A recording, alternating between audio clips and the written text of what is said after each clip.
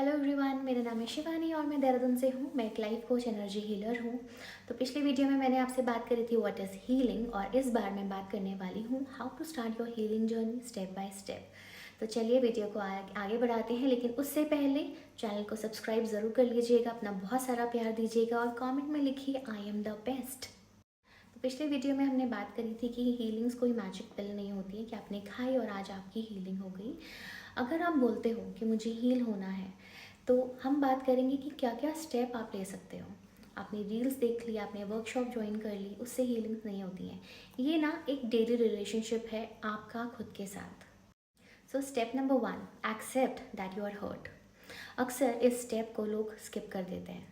Acceptance. अगर आप ये बोलते हो कि नहीं नहीं कुछ भी नहीं हुआ मुझे, तो मुझे कोई दर्द नहीं हो रहा है, इतना भी बुरा नहीं लगा मुझे, तो यानी आप डिनाइल मोड पे जा रहे हो। आप सिर्फ सर्वाइव कर रहे हो, आप अपने उस पेन को एक्सेप्ट ही नहीं कर रहे हो जो आपको हुआ है।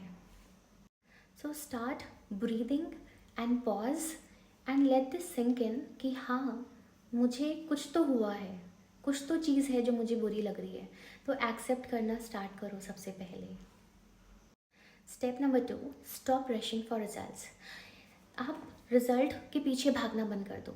सबसे ज़्यादा मैंने देखा है कि जो लोग बिगिनर्स होते हैं उनको लगता है होगा कि नहीं होगा, रिजल्ट मिलेगा कि नहीं मिलेगा, हमारे पैसे तो नहीं वेस्ट जाएंगे। अगर आप बार बार रोज़ यही डेली चेक करते जाओगे कि कुछ तो हो नहीं रहा है, कुछ तो फ़र्क नहीं पड़ रहा है, तो आप एक अनकॉन्शियस प्रेशर क्रिएट करते हो जो आपके इस हीलिंग प्रोसेस में डिले लेकर आता है। लेकिन अगर आप अपने आप को एकदम शांत कर लेते हो और ये मान लेते हो कि ठीक है, जो हो रहा है अच्छे के लिए हो रहा है, तो हीलिंग होगी। ये एक स्लो प्रोसेस है, लेकिन जब होता है तो परमानेंट होता है। Step number 3, start observing your self. Healing का मतलब ये नहीं कि मेडिटेशन कर लिया और दर्द ख़त्म हो गया। आपको ना रोज़ ऑब्जर्व करना है कि मैं किस बात पे ओवर रिएक्ट करती हूँ, कौन सी बात में मैं जल्दी ट्रिगर हो जाता हूँ, मुझे कौन सी चीज़ सबसे ख़राब लगती है, मैं कब रिएक्ट ज़्यादा करने लग जाता हूँ, कब मैं ओवर थिंकिंग करता हूँ। ऑब्जर्व करो, जजमेंट मत करो, अपने आप को जज करना बंद करो। मैंने अक्सर देखा है मेरे क्लाइंट्स को, जब मैं उनको इस स्टेप नंबर 1 से स्टेप नंबर 3 पर लेकर आती हूँ, तो वो ज़्यादातर क्या करते हैं, ऑब्जर्व करते करते गिल्ट मोड पे चले जाते हैं। वो बोलते हैं अरे ये सारी गलती मेरी ही है।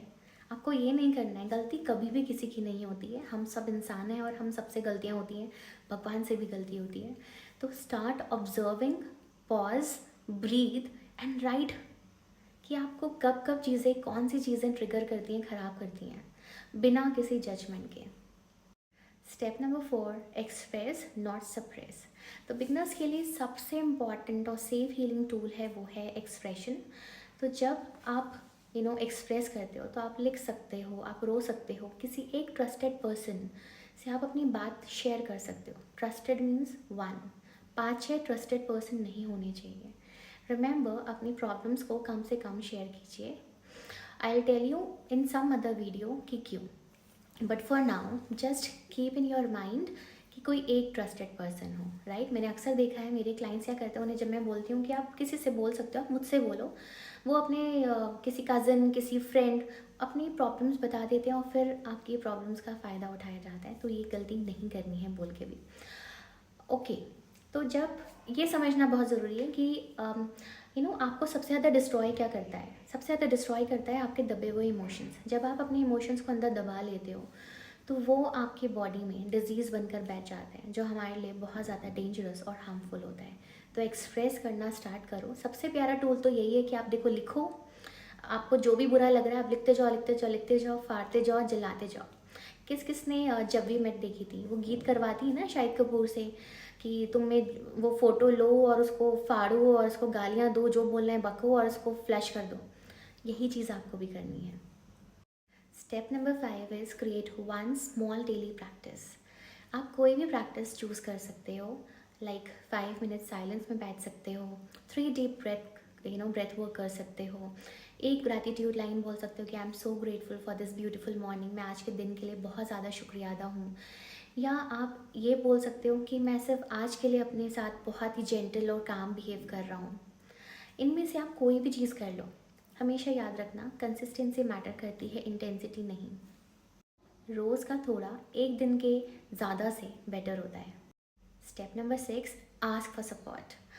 कभी कभी ना मदद लेना कमज़ोरी नहीं होती है, ये सेल्फ रिस्पेक्ट होती है। आप किसी भी हीलर, थेरेपिस्ट या कोई safe community, like minded people की कम्युनिटी आप ज्वाइन कर सकते हो, जहाँ पे आपको अपनी तरीके के लोग मिलें जो समझ सकें आप क्या बोल रहे हो।